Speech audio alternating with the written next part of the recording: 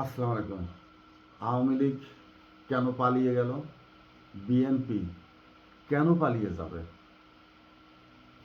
ছোট ছোট করে একটু আলোচনা করার চেষ্টা করব। তারেক পরিবার খুব বড় নয়। জিয়াউর রহমানের ফ্যামিলিটা তারা শিক্ষিত ফ্যামিলি। বড় নয় বলতে এইভাবে না, বড়, কিন্তু তাদেরকে রাজনীতিতে ফেস করা হয়নি।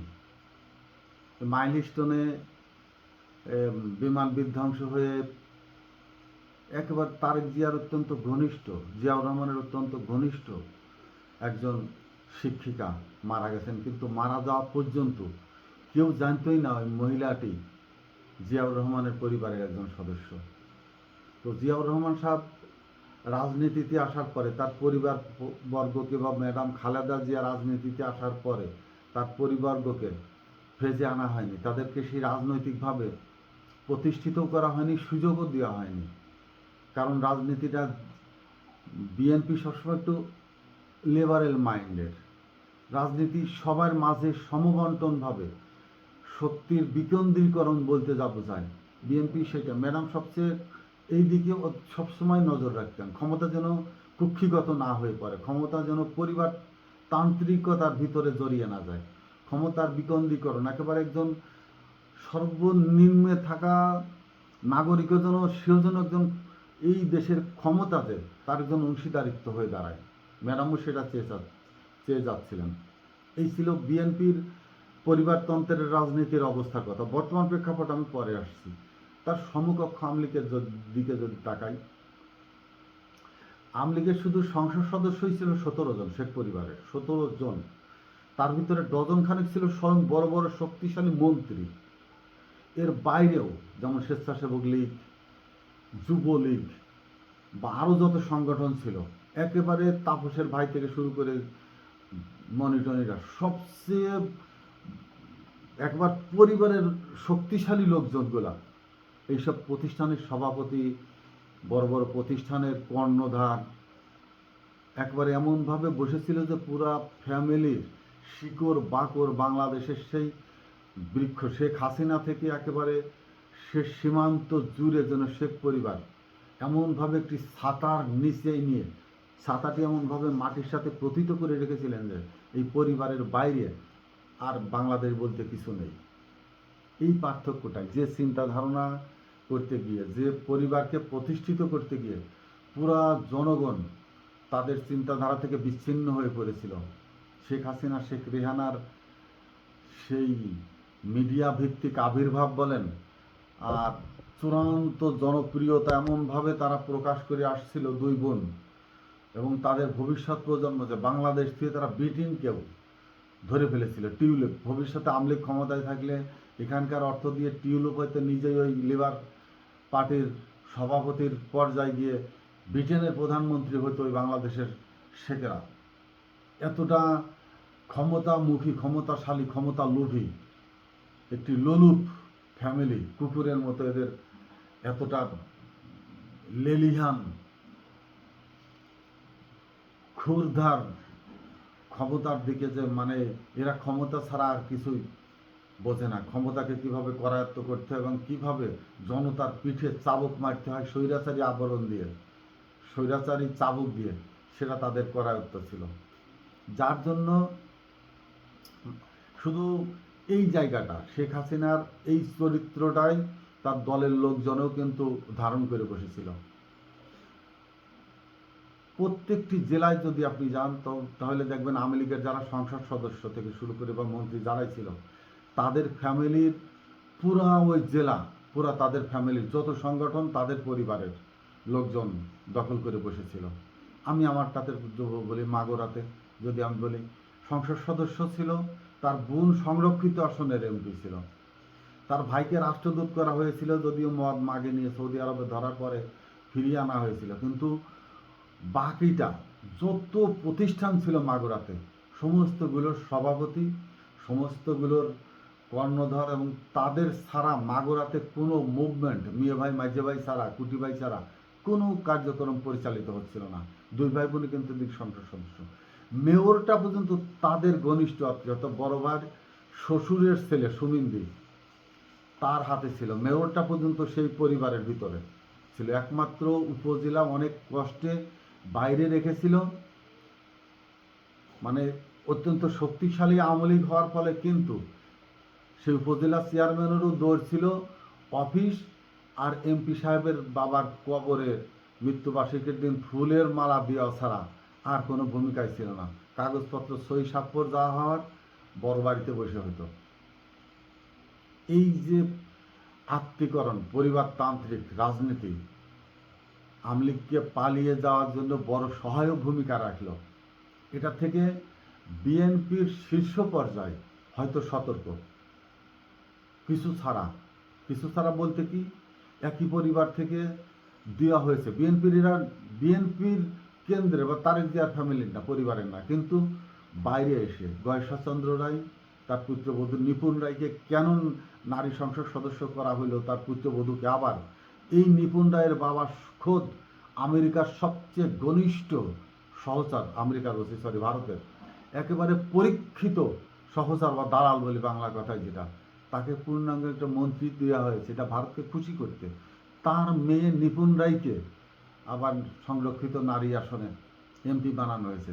এই দলের বাইরে এসে সেকেন্ড লাইনে সংসদ সদস্য পর্যায়ে এসে এই ঘটনা কাজটুকু অলরেডি সমালোচিত হচ্ছে।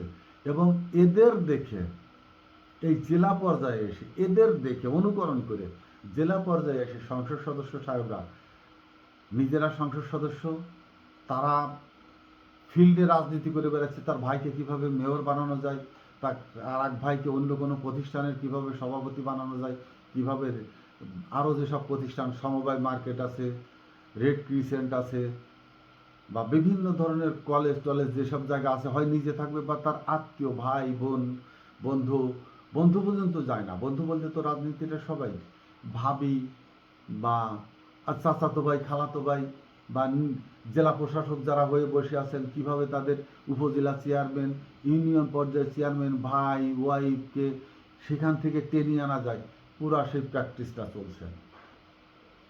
তো আওয়ামী লীগ যে কারণে, যে সব ভুলের জন্য পালালো, বিএনপি কেন্দ্র সতর্ক থাকলেও, কেন্দ্র বলতে আমি তারেক রহমানকে বলছি, সে নিজে সতর্ক থাকলেও তার ছেড়ে দিয়ে আসনে তার ওয়াইফকে আনতে পারতেন। তার ওয়াইফকে না আনলে কোকোর ওয়াইফ শর্মিলাকে আনতে পারতেন, আনেননি। কিন্তু তারেক জিয়া মনে সুপ্ত একটি বাসনা পোষণ করেন, জাইমা রাজনীতিতে আসুক। তার ছেড়ে দিয়ে আসনে তার মেয়েকে তিনি সংসদ সদস্য করে আনতে পারতেন, আনেননি। কিন্তু তিনি সমস্ত বিতর্কের ঊর্ধ্বে নিজে থেকেছেন। কিন্তু তার আন্ডারে বিতর্কের জায়গা সৃষ্টি করবার কেন সুযোগ দিচ্ছেন আমি বোধগম্য নয়। এইসব জায়গা থেকে রাজনীতি দুর্বল হয়ে পড়বে না। রাজনীতি যদি দুর্বলই হয়ে পড়তো, বিএনপির এবার ক্ষমতায় আসার কথা না। যেখানে গ্লোবাল পলিটিক্স চলছে, যেখানে সাম্প্রদায়িক শক্তির উত্থান নিয়ে রাজনীতি হচ্ছে, যেখানে ধর্ম ব্যবহার হচ্ছে, যেখানে ভাষা ব্যবহার হচ্ছে রাজনীতি নিয়ে, যেখানে বর্ণ রাজনীতি নিয়ে, আমেরিকাতে দেখেন সে বর্ণ, কৃষ্ণবঙ্গ বর্ণের মানুষের ভিতরে একটি চাপা ক্ষোভ বহন করছে। সেভেন সিস্টারে, যেখানে মণিপুরিতে আপনার যে একটি সম্প্রদায় আছে কোসেন, সেখানে সেইগুলো নিয়ে রাজনীতি করছে। সেখানে বাংলাদেশের তারেক রহমান সম্পূর্ণ পরিচ্ছন্ন থাকার জন্য নিজে চেষ্টা করেছেন, যেন তারেক নিয়ে কোনো ক্লিন ইমেজ থাকার যে ধরনের আদর্শ দিকগুলো অনেকটা চেষ্টা করে যাচ্ছেন। একেবারে 2 মাসে তো সব কিছু হবে না, ধীরে ধীরে তার একটি পরিচ্ছন্ন পরিপাটির অবস্থান মানুষের এবং আন্তর্জাতিকভাবে তুলে ধরবার চেষ্টা করছেন। কিন্তু তার ছায়ায় থেকে কিছু মানুষ কিন্তু সেই পথই তৈরি করে দিচ্ছে যে পথে আওয়ামী লীগ পালিয়ে গিয়েছে। বিএনপির জন্য সেই পথগুলো পরিষ্কার করছে, কাটা সরিয়ে দিচ্ছে, দিয়ে তারা আঞ্চলিকভাবে কিভাবে পরিবারতন্ত্রকে প্রতিষ্ঠিত করা যায় সেই অপচেষ্টায় ব্যস্ত। তো এই জায়গাটাতে বিএনপির নীতি নির্ধারক থেকে শুরু করে, এখন আমি যতটুকু জানি বিএনপির কার্যনির্বাহী কমিটির ভিতরে বর্তমান যে স্পিকার হাফিজ সাহেব কিন্তু একজন, বা আরও যারা আছে তাদের দৃষ্টি ক্ষেপণ করছি এভাবেই যে দল ক্ষমতা এসে গেছে বলেই যে যেখানে পদ মন্ত্রিত্ব সংসদ সদস্য হয়ে গেছেন, যার যার দায়িত্ব নিয়ে ব্যস্ত হয়ে গেছেন, এই ব্যস্ততার মাঝে দলীয় যে সাংগঠনিক কার্যক্রম সেটার যদি ব্যাহত হয় এবং সেইখানে যদি উদাসীনতা থাকে, সেইখানে যদি খেয়াল করবার সময়ের অভাবে পড়ে দলের লোকজনে অপকর্মে লিপ্ত হয়ে পড়ে, দলের লোকজন যদি নিজেদের আদর্শের বাইরে, দলের এজেন্ডার বাইরে বা দলের কনস্টিটিউশনের বাইরে পরিবারতন্ত্রকে প্রতিষ্ঠিত করবার জন্য গোপনে গোপনে ব্যস্ত হয়ে পড়েন এবং সেই প্রক্রিয়ায় রাজনীতিতে নিজেদের প্রতিষ্ঠিত হবার চেষ্টা করতে থাকেন, তাহলে দল কিভাবে ছায়ার ভিতরে অন্ধকারের ভিতরে থেকেই গোপন অন্ধকার গলিতে ঢুকে যাবে, সেটা একসময় এমন একটা পর্যায়ে গেলে হয়তো তাদের দৃষ্টিগোচর হবে বা কর্ণগোচর হবে, যখন আর কোনো সময় থাকবে না, যখন জনগণ তাদের কাছ থেকে হারিয়ে যাবে, মনোবেদনায়, মনোকষ্টে, আবেগে, বিবেকের তাড়নায় জনগণ যখন বুঝবে যে আমরা তো সেখানেই পড়ে আছি যেখানে আওয়ামী লীগ ছিল, তাহলে আমরা কেন এখনই অলরেডি শোনা যাচ্ছে যে বিএনপির নেতারা যেভাবে, ঊর্ধ্বতন নেতারা যেভাবে ঘুরে যাচ্ছে, যারা কেস কালামে ছিল, হামলা মামলার শিকার ছিল, যারা সর্বস্ব হারিয়েছে। আমি বারবার একটি কথাই বলছি, পকেট কমিটি করলে যেসব নেতারা জেলার বড় বড় নেতা, একেবারে চূড়ান্ত বড় বড় ক্ষমতাশালী নেতা, তাদের উপরে তো ওই বছর নির্বাচন ছুড়ে দেওয়া হয়েছিল, তাদের তো জামানতই বাঁচে নাই, তাহলে মানুষের কাছে কতটা ঘৃণ্য এইসব ব্যক্তিত্ব, অথচ তারা জেলার বড় বড় পদে বসে আছে, কিন্তু সামান্য একটি ওয়ার্ডের নির্বাচনে দেন বা জেলা কমিটির ওই পদে যাওয়ার জন্য নির্বাচনের মুখে ঠেলে দেন, দেখবেন 3টি 4টি করে ভোট পাচ্ছে। বিএনপির এখন সবচেয়ে সূর্য উদয়ের সময় কি জানেন?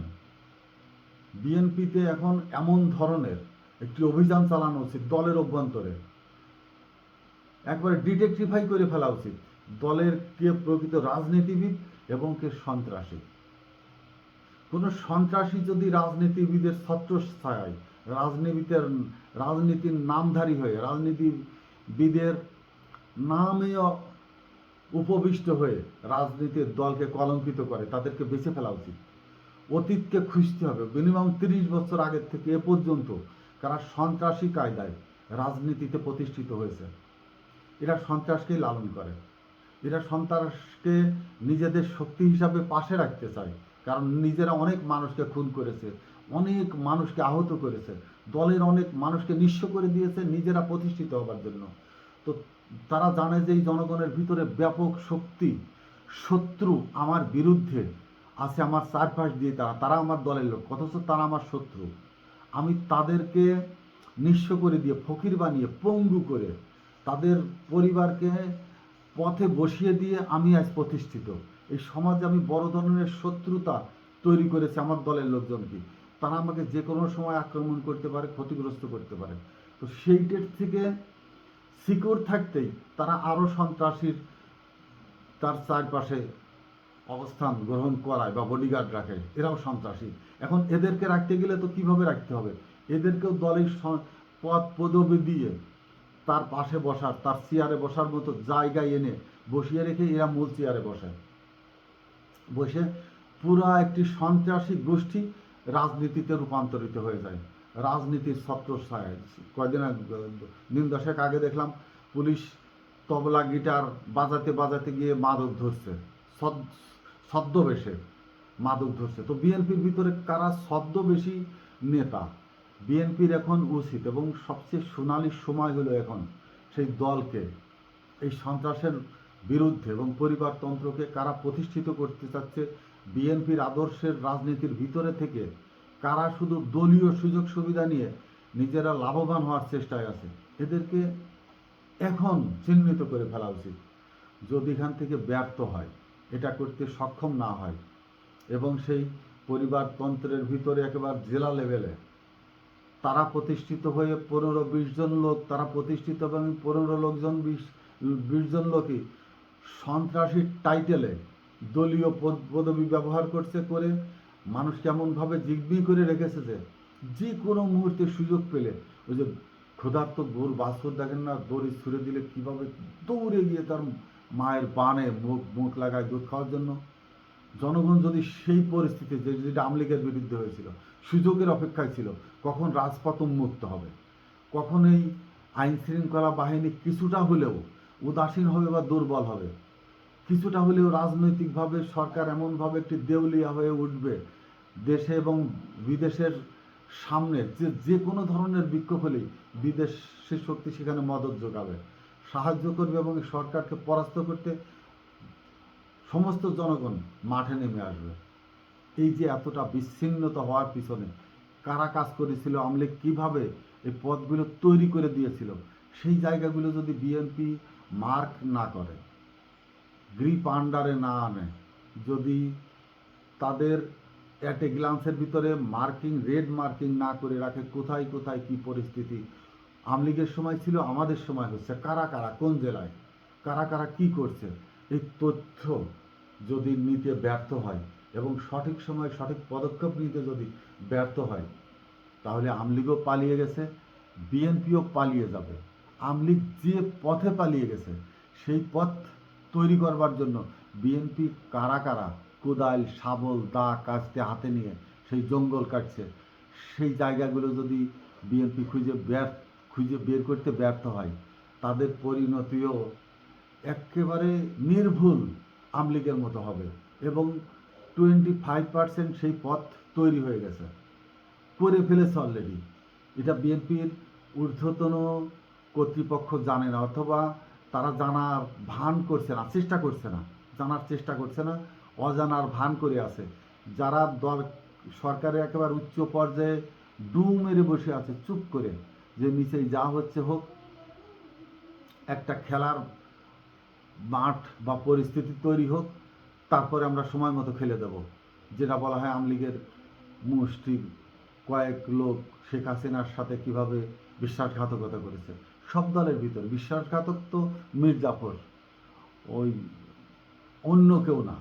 সিরাজউল্লাহর সাথে মীর জাফর বিশ্বাসঘাতক হচ্ছে মীর জাফর। তো মীর জাফরেরা সব জায়গায় বিএনপিতে সেই ঘসেটি বেগমরা আছে, ঘসেটি বেগম রেহানা ছিল, শেখ রেহানা ছিল ঘসেটি বেগম।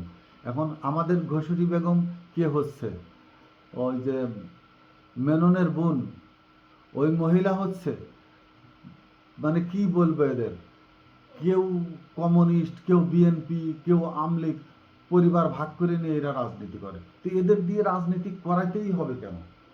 দলে এদেরকে এত ডিমান্ড কেন? এদের পিছনে কারা কাজ করছে? এই রাজনীতিকে মুষ্টিমেয় কয়েকজন তাদের ডিপ স্টেটে পরিণত করে রাষ্ট্রের রাজভোগ, মান্না সালোয়া তাদেরকে দিতে হবে, তাদেরকে খাওয়াইতে হবে, বড় বেহেশত তাদের জন্য তৈরি করে দিতে হবে, রাষ্ট্রের ধন সম্পদ অর্থ দিয়ে তাদেরকে মানে রাজপুত্রের মতো, রাজকন্যাদের মতো লালিত করতে হবে। বিএনপি সেই গেরাকলেই পড়ে আছে এখনো। তো বাকিটা আরেকটু করে দেবে তাদেরই দলের লোক, যদি দল উদাসীন হয়ে যায়। তারেক রহমানের কোন উপদেশটা কোন কাজে বাংলাদেশে ব্যবহৃত হচ্ছে আমি জানি না, কিন্তু তথ্যক্ষেত্রে তাদের এমপি, তাদের জেলা প্রশাসকদের কার্যক্রমটা কোন নিরিখে দেখছে, তারা কারা কারা যারা আত্মীয়করণ বা পরিবারতন্ত্র প্রতিষ্ঠিত করবার জন্য প্রতিটি জেলায় প্রতিটি আসনে এই চেষ্টা চালিয়ে যাচ্ছে, কেন্দ্র থেকে শুরু করে জেলা পর্যায়ে যদি নিজেদের ভিতরে এই দর্পণ দৃষ্টিভঙ্গি বা সরাসরি দৃষ্টি ক্ষেপণ করতে ব্যর্থ হয়, দলের ভিতরে এমন ধরনের একটি জটলা বা কোণ্ডল পাকিয়ে যাবে যা তারেক রহমানের হয়তো আয়ত্তে থাকবে না। সময় থাকতে শুরু থেকেই বিড়াল মেরে দিতে হয়। বিড়াল যদি সিংহ হয়ে যায় আপনাকে গ্রাস করবে। আসসালামু আলাইকুম।